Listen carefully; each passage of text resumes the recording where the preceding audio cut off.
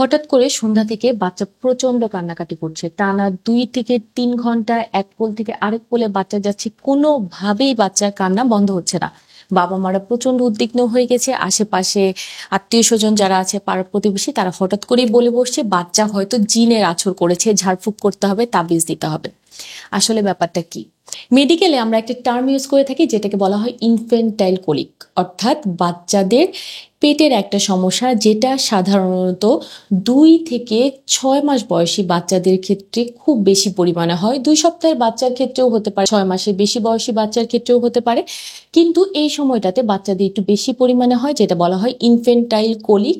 সুনির্দিষ্ট কোনো কারণ আমরা চিকিৎসা ক্ষেত্রে এটা পাইনি, কিন্তু দেখা যায় যে এটার পিছনে কিছু কারণ থাকতে পারে। বাচ্চাদের ক্ষেত্রে হজমের সমস্যা, মেইনলি বাচ্চাদের পেটের সমস্যার কারণে দেখা যায় এই ব্যথাটা বাচ্চাদের অনেক বেশি পরিমাণে হয়। সেক্ষেত্রে ব্যথাটা এরকম হতে পারে যে টানা 2 থেকে 3 ঘন্টা কন্টিনিউ বাচ্চা কান্নাকাটি করছে, অর্থাৎ বাচ্চার ব্যথা কোনোভাবেই কমছে না এবং প্রতিদিন একটা নির্দিষ্ট সময়ে ব্যথাটা হচ্ছে।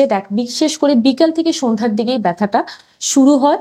দেখা যায় যে প্রতিদিন 3 ঘন্টা করে, সপ্তাহে 3 বার হতে পারে।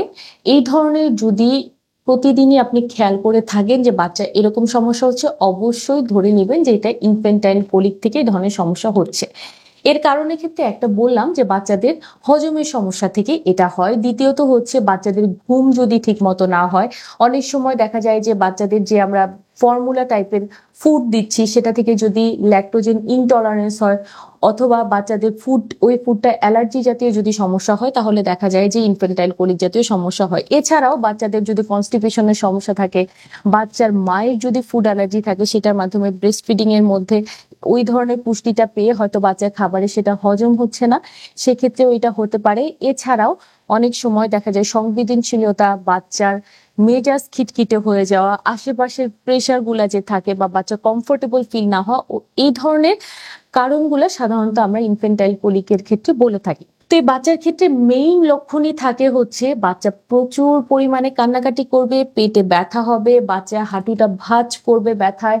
দেখা যাবে অনেক সময় বাচ্চার পিঠটা ধনুকের মতন বাঁকা হয়ে যায়, মানে বাচ্চা মাথাটা উপরের দিকে দিয়ে দেয়, কপালটা ভাঁজ হয়ে যায়, চোখটা লাল হয়ে যায়। এই ধরনের সিমটম গুলা আমরা খেয়াল করে থাকি।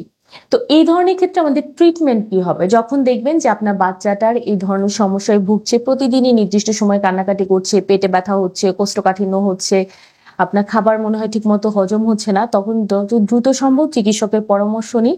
যেহেতু একটা নির্দিষ্ট সময় পরে এটা ইউজুয়ালি ঠিক হয়ে যায়, কিন্তু অনেক সময় দেখা যায় যে ব্যথার তীব্রতা অনেক বেশি থাকলে আমরা অ্যান্টিস্পাজমোটিক, অ্যান্টিকলিক জাতীয় ট্রিটমেন্ট বাচ্চার ক্ষেত্রে দিয়ে থাকি। এবং দেখা যায় বাচ্চার যে অভ্যাসগুলা থাকে, লাইফ স্টাইলের যে প্রবলেমগুলো থাকে, সেগুলো আমরা একটু মডিফাই করে দিই। দেখা যায় যে বাচ্চা খাওয়ার পরে যেন সরাসরি আপনার সোজা করে না শোয়ানো হয়। অনেক সময় বাচ্চাকে আমরা বলি যে বাচ্চাকে আপনি পিঠের মধ্যে নিয়ে বাচ্চা পিঠে একটু বার্পিং করানোর চেষ্টা করবেন, অবশ্যই খাওয়ার পরে।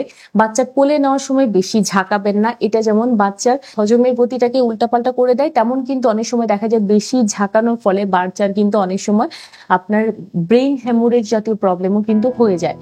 এর পাশাপাশি চেষ্টা করবেন বাচ্চা যেন পর্যাপ্ত পরিমাণ ঘুম পাচ্ছে, বাচ্চার মায়ের খাবারের তালিকা যেন যথেষ্ট পরিমাণে ঠিক থাকে। আজকে এই পর্যন্তই, ভালো থাকবেন। আসসালামু আলাইকুম।